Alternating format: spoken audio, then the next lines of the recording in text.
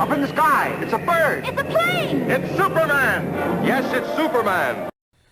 Hey guys, welcome back to the Bucket Think Tank for another round of Comic Run Talk, Action Comics, and Superman by Dan Jurgens and Peter Tomasi, and we're going to get right into it with the Oz Effect. So the Oz Effect is sort of the big reveal.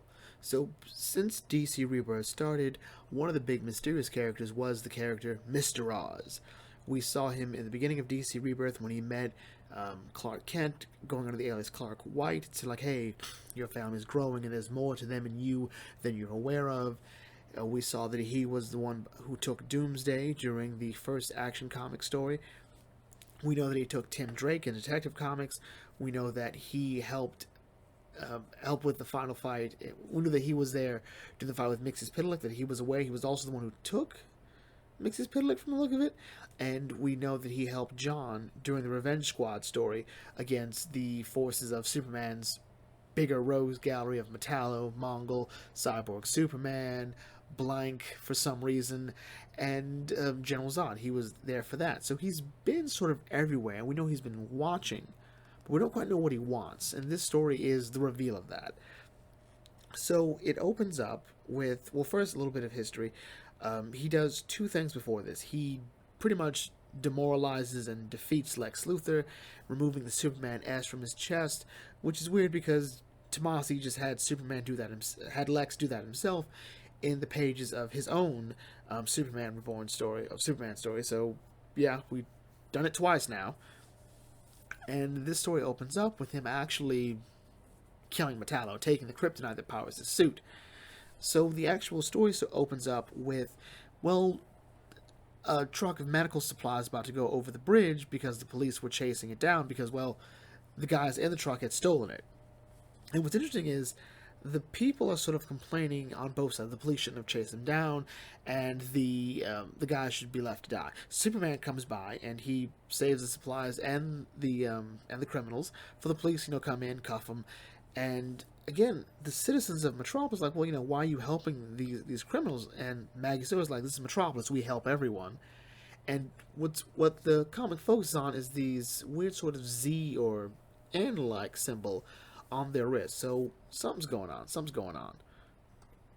Then we cut to, Clark going into really presume his other life as Clark Kent at the Daily Planet, and it just so happens that the whole gang's there. Perry, Steve, Jimmy, two other people I don't care about, my boy Perry, and of course John and Lois are there. So his entire Metropolis life is here, and it's a good vibe to it. It's a good vibe.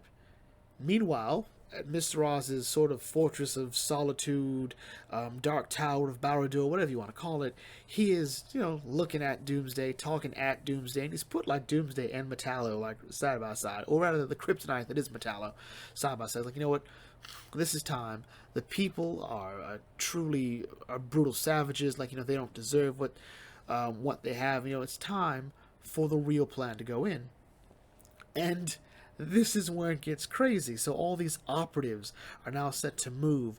There are disgruntled workers at factories. There's a guy handing a ship captain what looks to be a bottle of Jack Daniels. There's a prison riot about to start. A third world sweatshop is about to sell child slaves. It's a whole bunch of everything you'd ever need to hate humanity. It's all about to go off now, and it does go off now. Started the fire. Yes, the fire rises. Metropolis gets alerts like, hey, all this crazy stuff is happening, and it's like a job for Superman. Superman goes in, and he saves it. What's interesting about the first one is that the worker who's coming in to shoot the place up, he's doing it because, well, the managers, the people who run the factory, are firing him to hire a bunch of illegal immigrants because, well, he can pay them under the table. He doesn't have to pay them what they're actually worth because they're here illegally. And so the story sort of focuses him on like the bad end of this, but he does have a point. It is unfair that he has to be fired so the company can cut costs by hiring illegal immigrants so he doesn't have to pay them what they should be paid. Doesn't mean he's justified to shoot them. He should have just gone to the police. But no, Superman comes in, boop, boop, ba-doop, and he keeps doing it. He stops the prison riots. He does his best to clear the oil spill. And he points out that the League itself is stressed beyond all belief. Like, they're dealing with as many fires as they can too, both literal and metaphorical. So, he's kind of on his own here. Superman arrives at the country of Logamba, and this is actually where he left the vaccine at, and it just sort of gets worse. Like, the guerrillas came and they launched some attacks, and then it kept going and going. Then the military launched some attacks against the guerrillas' mortars, and it just kept going. And like Superman is like sort of stuck in all of the guys saying, why? Why would you do this to each other? And a voice comes and says, because they're petty. This is them. They're self-obsessed and capable of looking past themselves for the bigger picture. And you should have realized that by now. And Superman identifies him as, it's Mr. Oz. And he's like, the time for us has come to finally talk. Not here. At the Fortress of Solitude. And he sort of is like, yeah, I set this all up. And he says, like, I didn't do anything but present them with options. They had the choice between darkness and light. I'm like, debatable. And he's like, darkness won. They embraced murder, mayhem, and destruction. And he points out, like, you call them humans, so you aren't... No, I'm not from Earth. Make no mistake. Make no mistake. And had I known what this would have been, I'd have never sent you here. I'd have sent you somewhere better. He's like... Superman's like, who are you? So Mr. Oz removes the hood to reveal that he is, in fact, Jor-El, Superman's biological father. I am your father. And I'm thinking... Oh, hell no! But I think Superman's kind of going... No. It's not true. That's impossible. But anyway, the story finally kicks in, and Superman's like, okay, so, I don't believe that, because, that doesn't make any sense. And this has to be a trick, like, it makes his Pitlick, pass himself off as Clark Kent in the Superman Reborn storyline.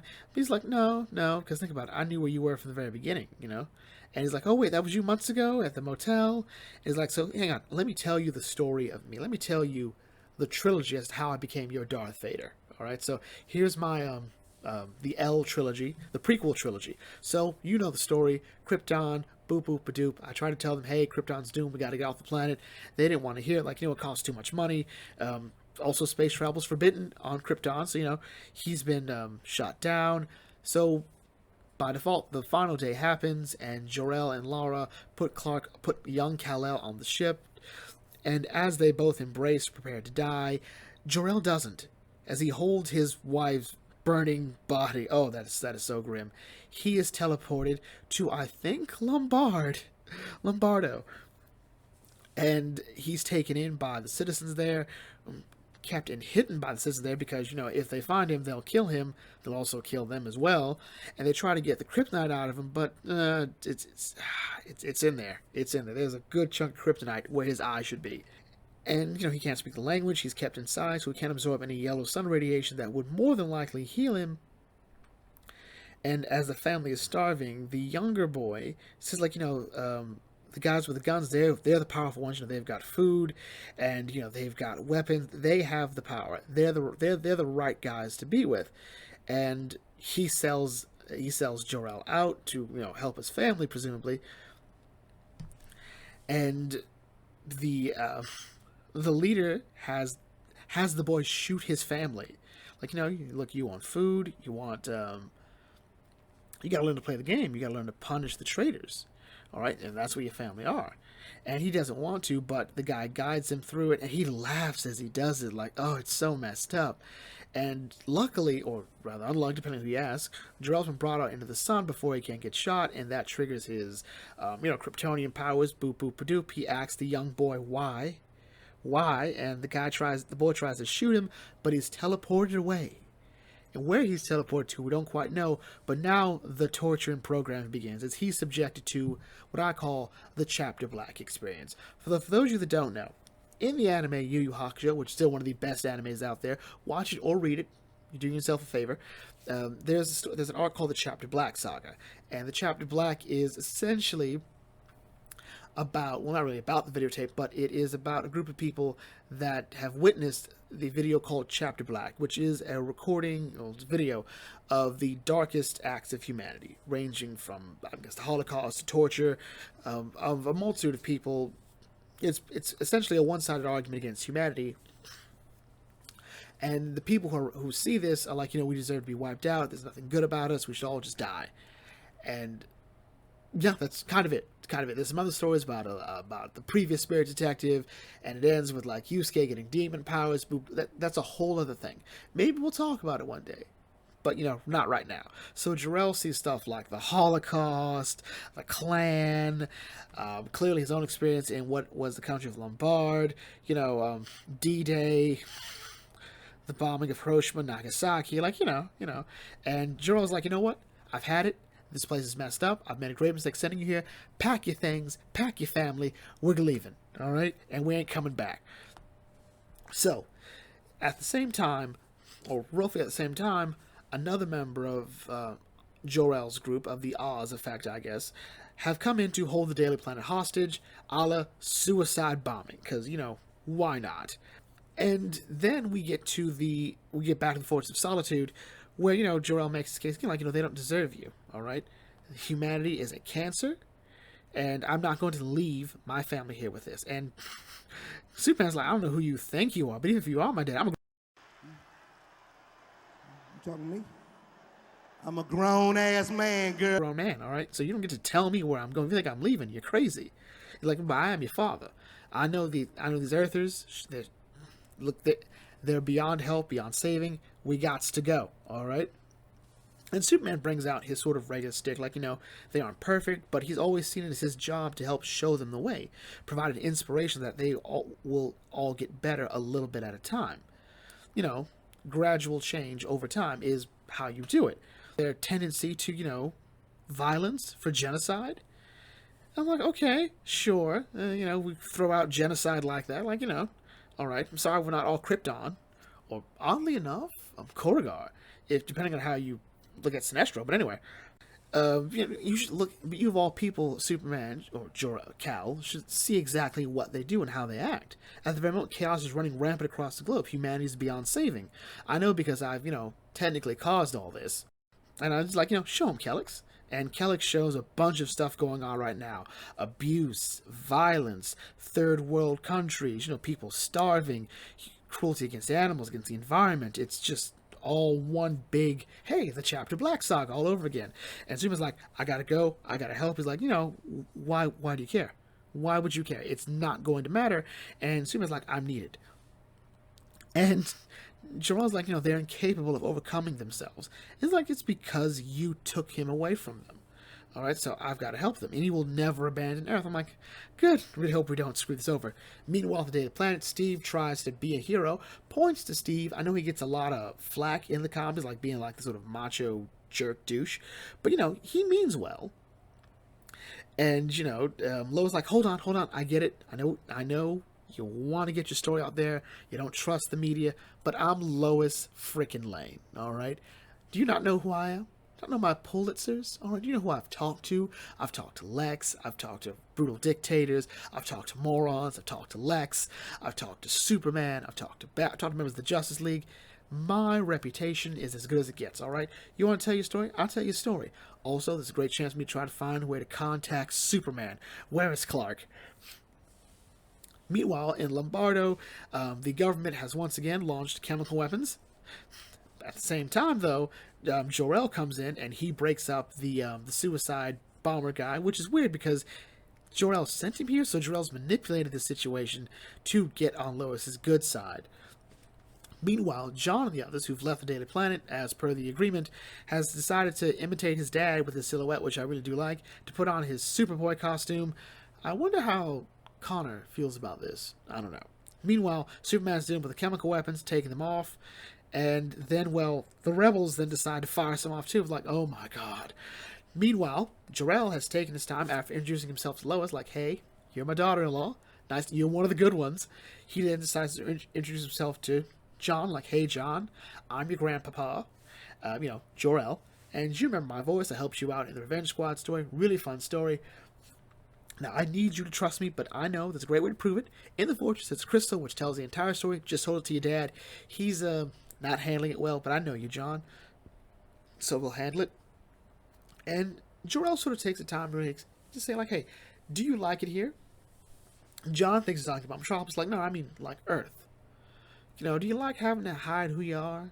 Like, you know, having to wear glasses and that stupid hat. I think John likes the hat, so I think that was a point that he lost there. Like, you know, there's a place called Bliss.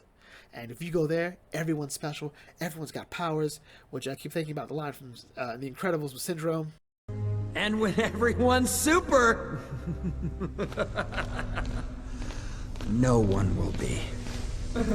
And, yeah. If we go here, you'll be fine. You'll be free to be you. You don't have to hide. Everything's cool. But to go there, we got to do some stuff. We don't explain what that stuff is, but we got to do some stuff. Superman, meanwhile, is sort of hitting the last line here as the chemical weapons were fired. And he dissipates. I was like, you know what? I'm going to take a note from my Injustice counterpart and say no more. Grabs both the leader of the government and the leader of the guerrillas. And like, you know what? So here's what's going to happen. All right, all this, I'm shutting it down now. All right. The rebels, like, you know, they wallow in wealth while our children starve. The government's like, these people are cruel and unfair, too stupid to work in our industries. Then Superman's like, okay, so you, rich man, rich government man, you will use your wealth to educate the people. And the rebels like, ha, ha, ha. And Superman's like, I ain't done with you. All right. You will tell your people that they can't just take what they want. They must be willing to make the best of their lives and learn. In other words, they're going to educate, the government's going to educate, you're going to learn to work. All right. All there is to it. And Superman points out, you claim to care about your own children. You need to care about each other's children, too. All right? And meanwhile, Lois finally gets a moment to use Jimmy's watch to call Superman.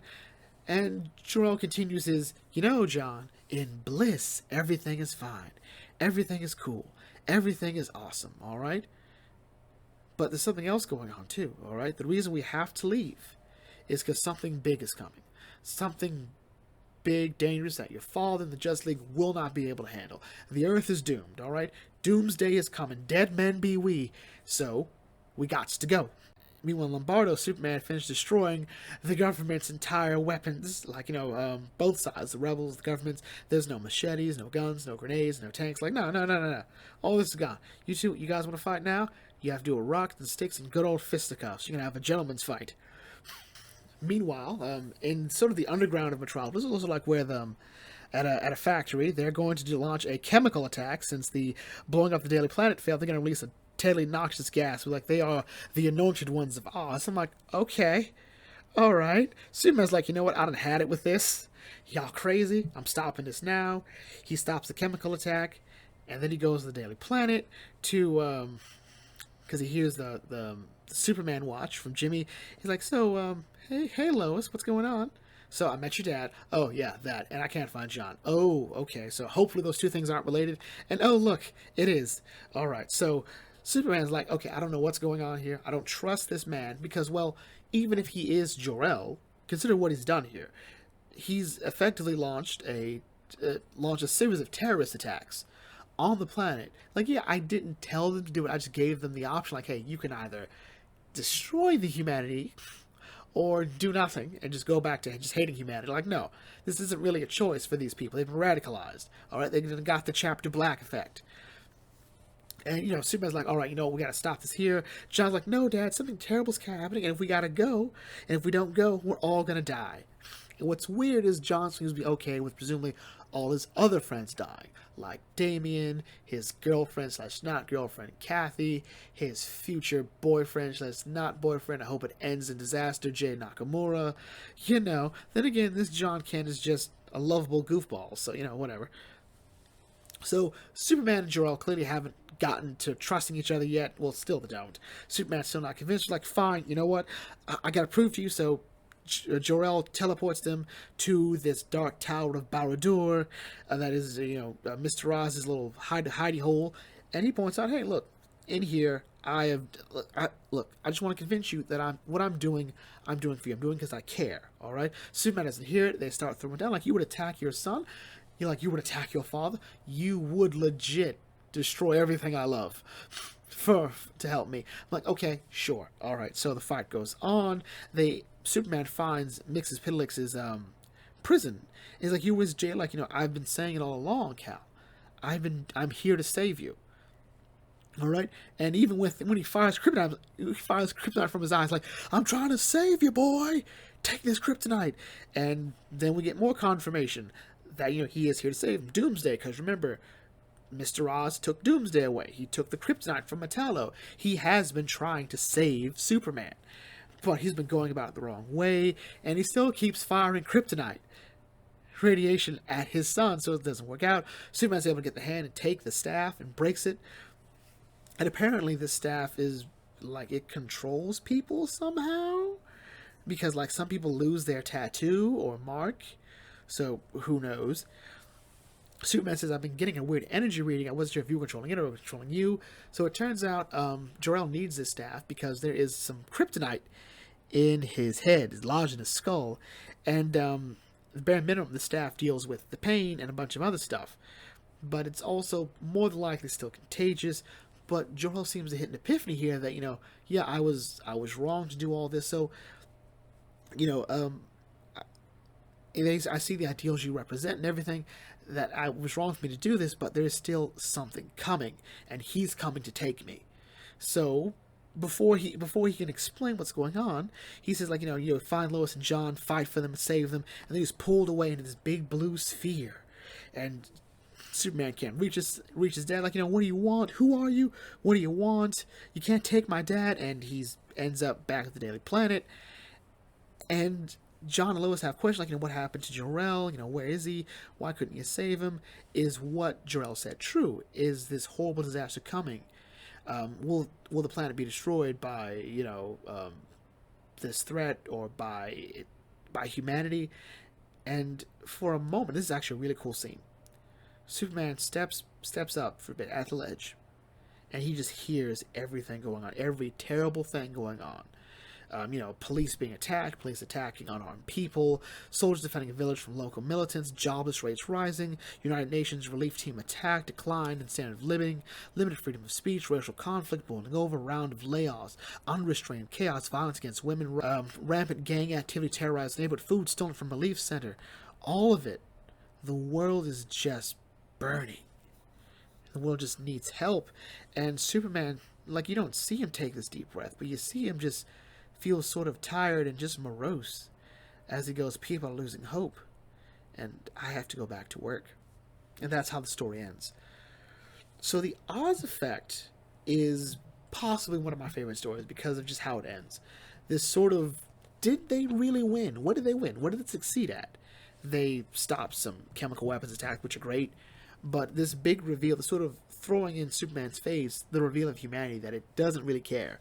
That at its worst, it does, that they will destroy themselves. We will destroy ourselves before we help ourselves. It's a one-sided argument, again, because Superman's hearing all of this horrible stuff going on. There's a bunch of good stuff going on, too. But it sort of speaks to the nature of what it means to be a superhero, let alone a superhero like Superman. The world just can't seem to stay saved. And Superman wants to inspire people, but every now and then you have to wonder, does it work? And people like Batman and Superman who really take to heart what they do, you have to wonder that if this isn't the first time they felt it, well, like, is it all worth it? And of course, the loss of his dad, finding out that this big threat, it's Dr. Manhattan, by the way, is coming, and they have no way of even knowing what it is. And they did that to his dad. What hope does he have? And Jor-El himself is an interesting parallel to Thomas Wayne from the Flashpoint universe. Because Thomas, his obsession was what he thought was best for his son. The difference is, Jor-El has the excuse of kryptonite being lodged in his brain and trying to stop a giant blue man from destroying everything. Or trying to survive a giant blue man destroying everything. Thomas Wayne was just crazy. Like, I'm going to team up with your greatest enemies, and they'll beat you down. And, that'll make you stop being Batman. And then I'm going to dig up your mom, a.k.a. this Earth's Martha Kent, bring her back, and then we'll all be a happy family. Yeah, that was crazy. But the sentiment's still the same. Both these dads are trying to do what they think is best for their son, and they're going about it the wrong way. Thomas wants his son to be happy, Jor-El wants his son to be safe, and they both sort of end up perverting everything their children stand for in attempts to do that. Because to them, it doesn't really matter. Like, I'd rather you have nothing to stand on than you be dead. That's it. It's kind of it. And, again, sort of like the Chapter Black story, this one-sided argument is sort of easily counteracted, but I think it's important that this comic doesn't try to counteract that. It doesn't say, well, here's the other truth, because it's not time yet. I'm sure we'll see something later on. Actually, we probably will. But something else is going on here. And that story will be a story that, oddly enough, we'll have to talk about another time, because this took way too long, didn't it? So anyway, with that in mind, if you're new to the Bucket Think Tank, feel like, comment, share, subscribe. Check out some other videos, and I'll catch you all later. This is Bucket Think Tank signing off. Thanks for watching. As always, may your fandom serve you